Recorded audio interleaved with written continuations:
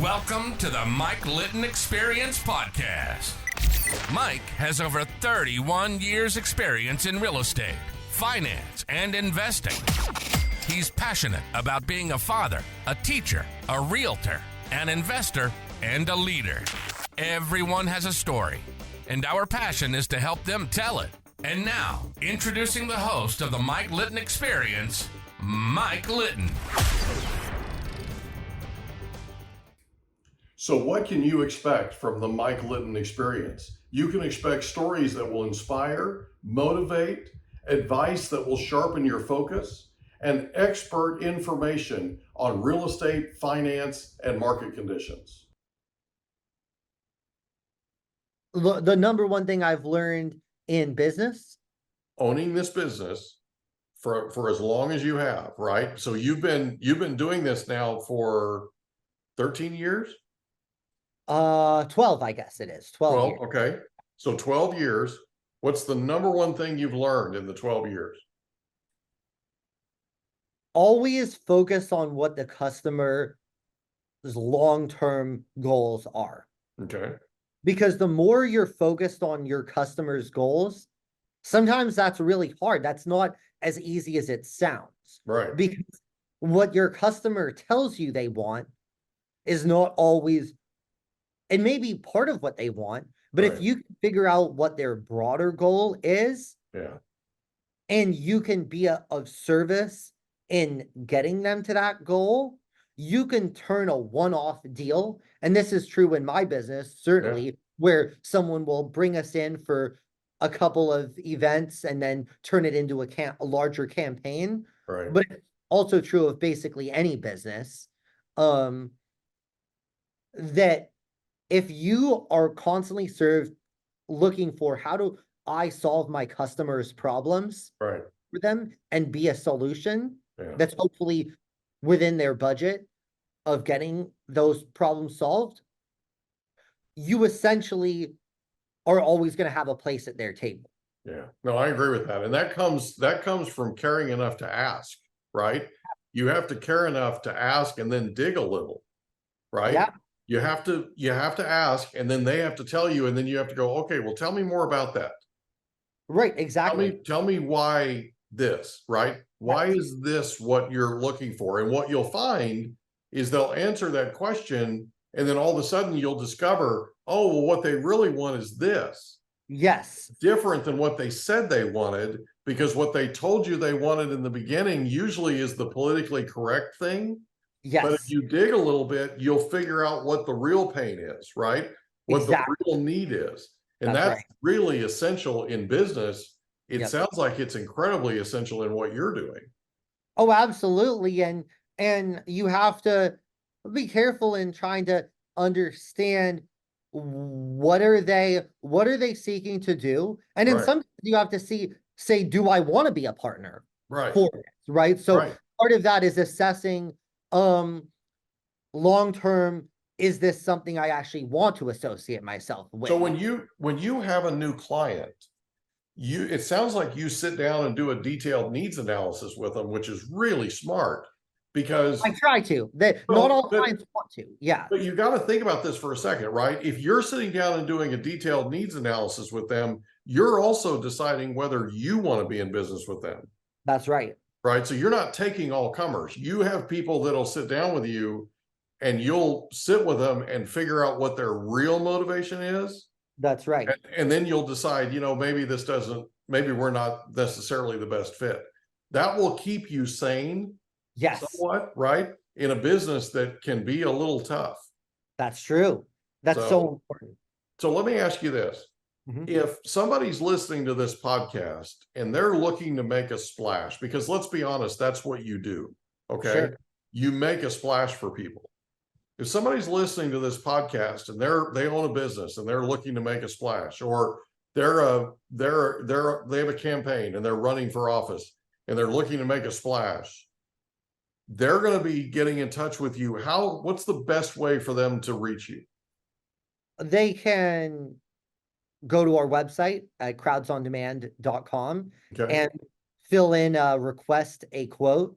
That's typically the way that it's done, and put as many details as you're comfortable putting in there. We always respect our clients' privacy. So Right. whether we work with them or not, we keep their information secure. Yeah. Well, that's smart, man. That's smart.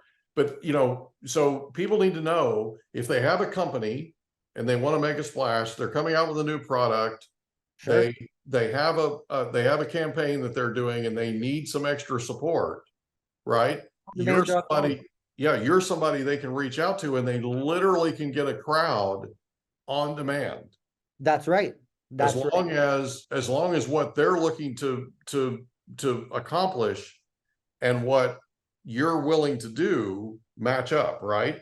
That's right, exactly. And if it's not, it's no problem. Right. We keep their information. Well, you and it's just not a remain good friends, fit. right? Exactly. Sometimes Yeah. it's well, and we analyze everything both in terms of, hey, is this a good fit? And part of being a good fit is understanding, well, in many cases, clients will come with very ambitious goals, but they won't have the pockets, or perhaps they do have the pockets, but they don't have the desire to spend what it'll take to finish it. Right. Right. And the worst thing that the worst mistake I see customers make, is they start a battle that they cannot win. Yeah. They're not willing to invest in long term. Right. Right. On a marketing side, it can just turn into a total waste of money because you're not capitalizing on the foundational investments you're making. So when it comes to kind of a marketing events, that type of thing. But when it comes to an advocacy campaign, it can be, you can really start a battle that you're not actually equipped to finish. Right. So I think whenever you're starting something, you should always evaluate if, let's just say, someone listening to this show is kind of considering, hey, I want to start a PR campaign, that is maybe a negative campaign about some other interest that they're upset with, right? Play it forward in terms of what the other side might do, and decide whether you're ready for that and whether you want to continue that. And if you don't have the guts or the resources to do it, then it might not be the best idea. So it sounds like one of the things that you've learned in the last 12 years is people need to play the long game. Yes. Right? It's not one and done with you. It's a process, right? Yep. So people need to be aware that they're reaching out to you not for a splash necessarily that's just right now, but something that builds over time. Like maybe they're building a wave, right? They're building momentum over a series of events. Yeah. Well, and that kind of goes into your question about the best advice, is for every customer, you should have a plan to make that a long-term relationship. Yeah. Not to say that we don't do one-off events. In many cases we do, especially for early clients, because I understand clients want us to prove our value to them. And if for whatever reason, either the budget isn't there or they don't feel that they're getting what they're looking for, that's also fine. Yeah. But I think I always come into every new client and say, how can we knock it out of the park for them such that we're indispensable for them? Yeah. And that's important, right? Because people are looking for somebody they know they can rely on. They're looking for somebody that they know they can lean on, right? Correct. And they're looking for what you're talking about. So I can imagine, and again, it's a little bit of a presumption here, but I can imagine that you have clients that call you up and go, okay, I need a crowd on demand and I need to make a big splash, and that's going to solve my challenge, right? And then you look at it and go, okay, well, wait a minute, right? You might want to start out with 100, then go to 500, then from 500 to 1,000, then from 1,000 to 5,000, and right? Smart. Right, where you're building momentum, and it's a wave rather than a splash, right? It's more of a ripple effect than anything else. You're so right in two different ways, actually. So yes, that can often help. But the other thing is I try to evaluate what you are looking for. If you're Right. just looking to make a splash at a conference and to get attention for your product, a one-off event may actually serve your purpose as well. Maybe you wait 4 months for the next conference, and Right. that's all fine.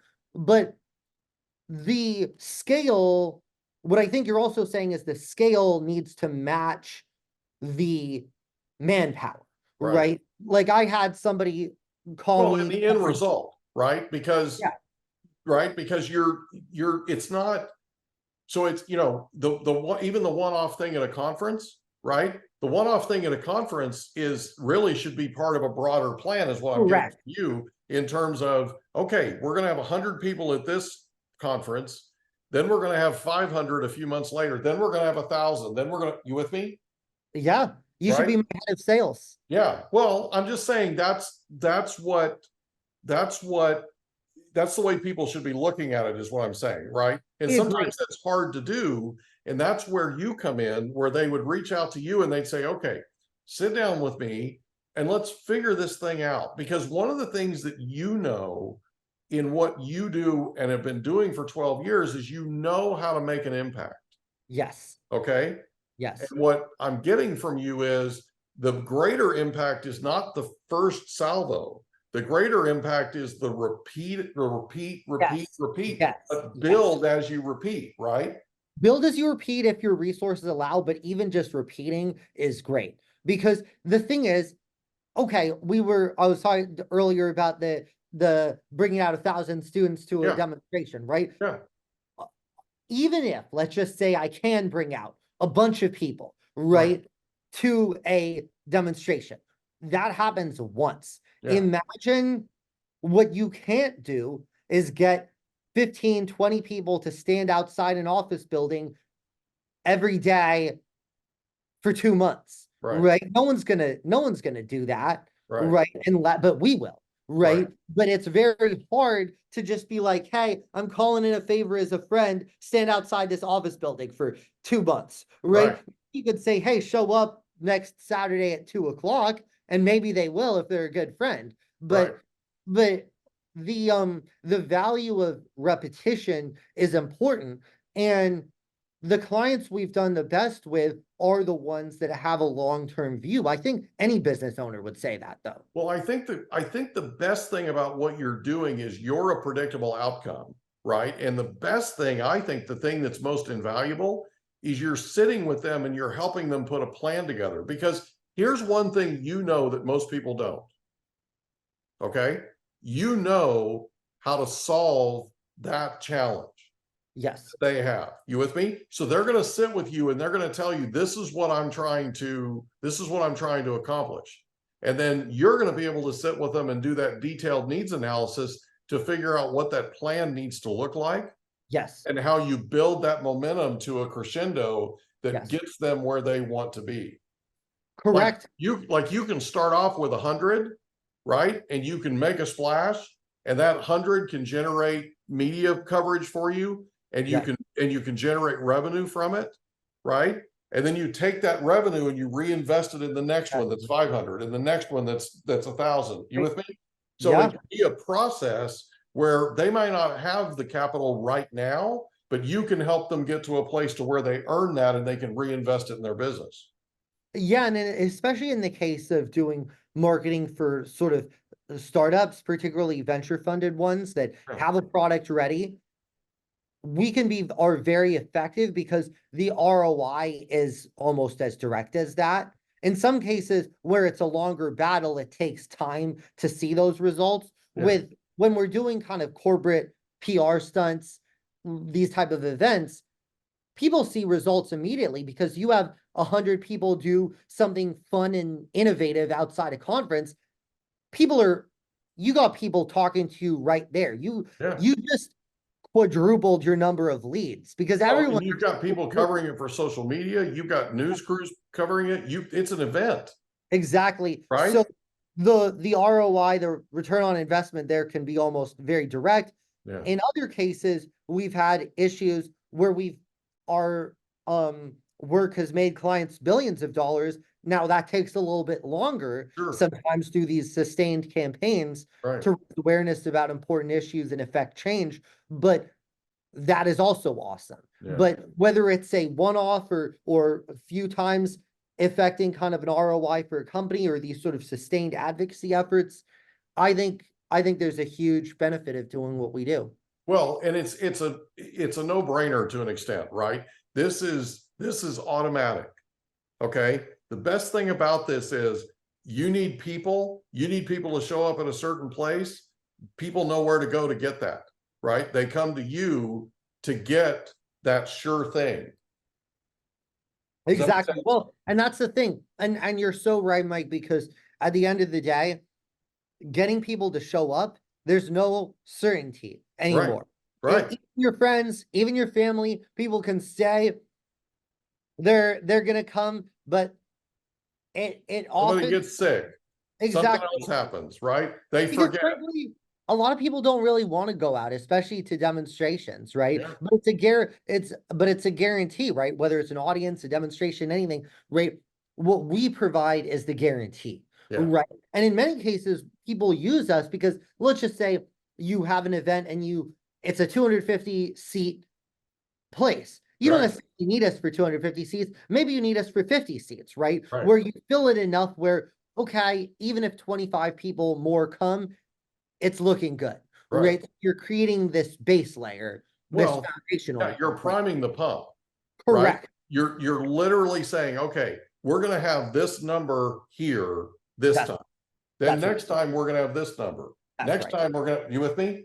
And Correct. all of that is part of that building that momentum.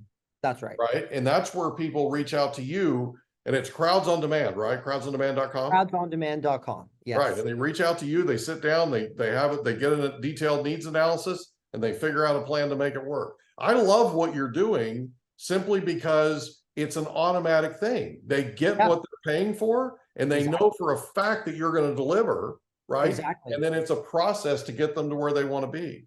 And it's in so many cases, it actually costs so much more money and with so much uncertainty to try to figure out other ways to get people there. And the thing is that there's this perception that I'm kind of seeking to correct, that having paid audience members or crowd members or whatever is somehow takes away from the legitimacy. It doesn't, because I'll tell you, people don't take money to go to stuff that they don't believe in. Yeah. Like, you're not going to go to something you completely disagree with for $200 or $300. I'm sorry. No, right? I'm with you. And let me just point something out. And I'm sure that you've thought of this. Okay. Yeah. But let me just throw this out there for people that are listening. You know, when the Apple phone, the iPhone was released, and the new Macintosh was released, and all those things were done with Steve Jobs and with Apple, and now Tim Cook's doing them. Yep. You know how many people are sitting in that audience that work for Apple? Right. I would wager a majority. Right. No, it's more than a majority. It's a super majority. Okay? Right. And it's exactly what you're saying. And they're incentivized. If I boo Tim Cook and I work for Apple, I'm getting fired. Yeah, they worked on the project. Yeah. Okay. They are completely invested in this thing. I better. Okay? That's an example of crowds on strike. Thank you very much. Or crowds on demand. Yes. I mean, that's an example of crowds on demand. Or when unions turn people out all the time. There was even the New York Times, the left-wing New York Times did a piece about unions, right? How they actually compel people in many cases, incentivize in many cases, threaten people, with bad shifts or whatever, if they don't show up to protest or they don't show up to rallies. There was a case where that happened with an appearance of, I think, President Biden, where unions told people that they have to be there, right? Or else, right? Yeah. And I don't know whether that is I don't know the details, but the point being that essentially everyone's always incentivized. If I tell you, Mike, what you're doing, that's crowds on demand. Exactly, that's on demand. Or that's even it. That's exactly what you're doing. Demand. But even if I say, Mike, I'm having an event, please show up, right? That's also crowds on demand, because I'm calling in whatever my favors that I can call in with you. You're not going to that event because you want to be there necessarily. I'm going there because of my relationship with you. That's right. Exactly. Yeah. So we're all incentivized. And I always use this kind of line that not everybody likes, but like, think about the 60s, sort of the prime era of activism, right? Yeah. Do you really think that all those Vietnam War protesters were there 100% because that was their focus? A lot of people were just trying to go there to do drugs, right? Get laid, right? That's okay. That's not a bad thing, but Right. what shows up as all these protesters as if they're all there about the war, right? Right. I would wager half the crowd's too high to even know where they were, right? Yeah. So all I'm saying, I think you're on the same page with me on the idea that essentially we're all incentivized to do almost everything in life. One way or another, yes. Totally agree. Totally agree. And that's why what you're doing is so amazing. So I cannot thank you enough for being our guest on the Mike Litton Experience. This has been a fast hour, probably the fastest hour I've ever lived. And I've thoroughly enjoyed every minute of it. So thank you again so much. And I'm so glad that I got an opportunity to meet you. And I'm so happy that Seeley introduced us. So absolutely. I'll be in San Diego this summer. I'm mostly in Arizona these days. So I'm when I'm in the summer spending a couple weeks out on the beach in San Diego to get away from the heat. So I'll hit you up. Let's do that. Let's do that. It'd be great to meet you face to face. Yeah, thanks, Mike. Have a good one. Buddy. We hope you enjoyed another episode of the Mike Litton Experience. If you did, do us a favor, smash that subscribe button, tell your friends, family, and coworkers about our program, and wherever you get your podcasts, please leave us a rating. It helps us to connect with quality people just like you. And that's a wrap. Another episode of the Mike Litton Experience in the books. Reach out to Mike on Instagram at Litton Realty. Want to meet with Mike? Check out calendly.com/Rio760.